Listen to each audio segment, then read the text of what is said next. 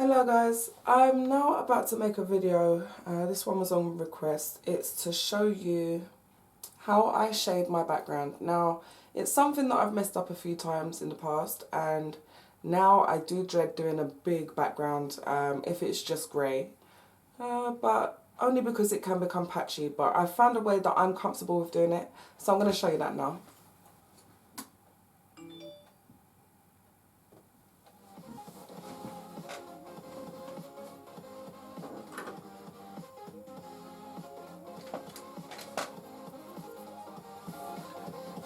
Okay, I've got my trusted little brush, which you probably saw in my video. It's just a little brush that I bought on Amazon to do my nails and it didn't work. But I've been using it for years now with art. I also use graphite powder. Now this is so old and I haven't really used any more from the pack. It's called graphite powder, Koh Noir. Kohnoor. Oh, it's the same brand as my putty rubber. Hard Tea Muth. Anyway, I'll put it in the description below. But I was trying to get a different brand actually, but this is all I could get at the time. And actually it's worked perfectly fine for me. And what I do is I put it into an earbud lid like this. It's actually got blue tack at the bottom from where I stick it onto my table. But I just dab the brush in there quite lightly and kind of scoop some up in a way. Shove it around in there. Try and dab it out a little bit as well. But just pick up some of the powder and then I shake it or bang it to try and get some off. But I'm going to start just basically really carefully. Now it's really important to be careful how you stroke the paper because it can put down too much of a heavy amount in one place, and if it does that then you're in trouble because afterwards you just find that you're going over the whole thing trying to darken another part like that part and it ends up getting too dark. But I'm going to very softly and very carefully lay down some of this. Now I'm going in a line here because I'm going to pretend that you can see. It's just because it has some in it, but now I start circling it. I'm getting close to the skin. If this was drawn, it would be the skin. Do not touch that pastel because that will mess up the brush and you'll need to clean it. Right, now try to go evenly in circles. And then almost, I find if you lace a tiny bit down, then it's easier the next time you put some more on the brush. So try and evenly, just evenly, even though you can barely see it, try and evenly rub the paper with here. Now I'm going to pick up some more and I'm going to circle over these parts. Now you're going to see parts that are darker than others, but that's okay right now. And it's really just going over and over and over, trying to make it work. Now when I do big portraits and I've had to grey out the background, these are the commissions that I do. It's quite, it's a scary thing. I've messed it up before, but I managed to fix it. But it was like a day of going over it with pencils. It was an absolute nightmare. So backgrounds I take quite seriously. I only do it if I think it's going to be more effective.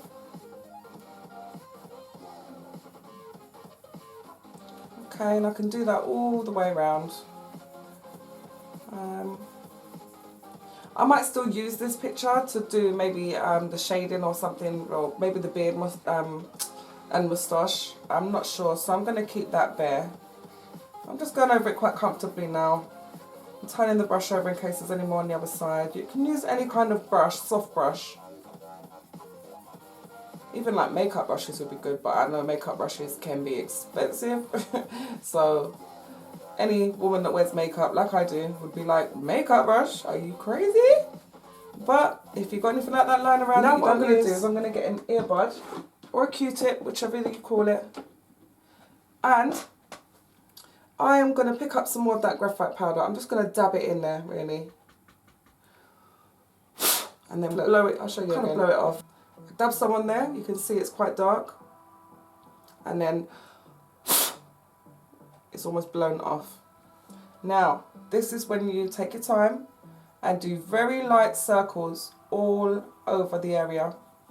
There's no rushing when you're doing a background, guys. That's my opinion, because I know how painstaking it is when you've drawn a whole portrait And then when you're doing the background, you mess it up. I've never had to throw one away, but I've had to change the background slightly and spend hours, endless hours on it to fix it. I don't like patchy. Unless it's a patchy look that I'm going for. I did one portrait once and the things in the background were blurred out, so I did patchy. I did like blurs with this graphite powder.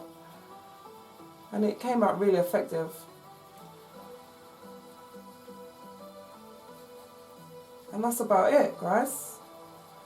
This is a very, very, very quick video, I'm guessing. But look at that. I mean, look, I'm going to get this right for you because I can still see patches. And this is what happens when you're a perfectionist. Nightmare. But nothing is done quickly. Nothing that I do is done quickly. Everything takes me a lot of time and a lot of effort. And I just follow the eye. I know when something's finished. Like this hair here, I would have spent probably another, like, maybe 2 hours on that if it was a real portrait. And that's just going over it until each curl you could see like individual hair strokes and stuff. But I really am trying to concentrate on making real-time videos here, guys. So, because I know how some people like to watch the video in real speed, you know, the real drawing speed. That in the end took me around, I think it was about an hour to do.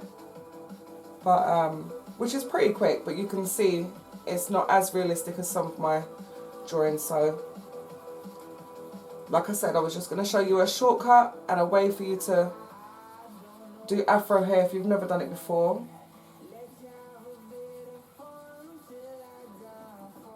There we go. I think I'm happy with that.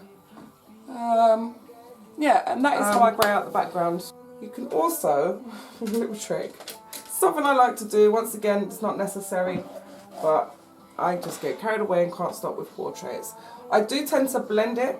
Even if I have to use a pencil, I'll blend it up to the skin so that you can't actually see the line of the skin. You don't want to see the line of the skin because that's supposed to look natural. So I blend it to the actual colour of the skin and then use the pencil to very softly stroke where it's needed. If there are any patches, feel free to go over with a light pencil very lightly and just darken up those patches very lightly. And again, but this is something you could be doing for 2 days, you know, so try not to be too obsessive with it because most of the time we don't notice anything but a nice grey background. I think when you look at your picture for too long, you start to see the gaps and you start to see darker bits and lighter bits, and then you get a bit obsessed with it, you know. But who am I to talk? I do this all the time. This is how I waste a lot of time, guys. I will sit down for an hour doing something like this. And then I realise, Marie, wake up, you've got work to get on with. So, right. So anyway, I would do that to get it right up to the skin. But anyway, here's another little trick that I like to do sometimes. I'll go around it with a very sharp eraser and just lighten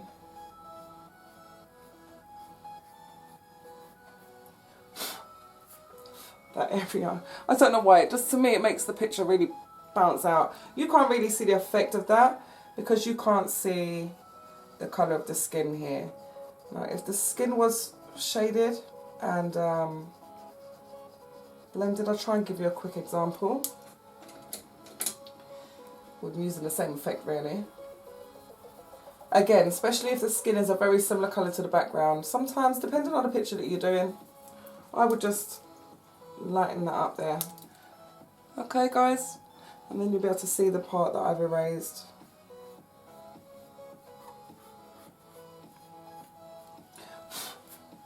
Anyway, that's me for now, guys. I don't know how long this video is, but I hope that's helpful. Right, okay, that's done now, guys. Also, I'd like to remind you to, if you like this video, please click like and also subscribe to this channel if you'd like to see more drawing videos. Also, please do comment below if you would like to see a drawing video from me, maybe answering a question that you have. By all means, let me know, and good luck with your drawing.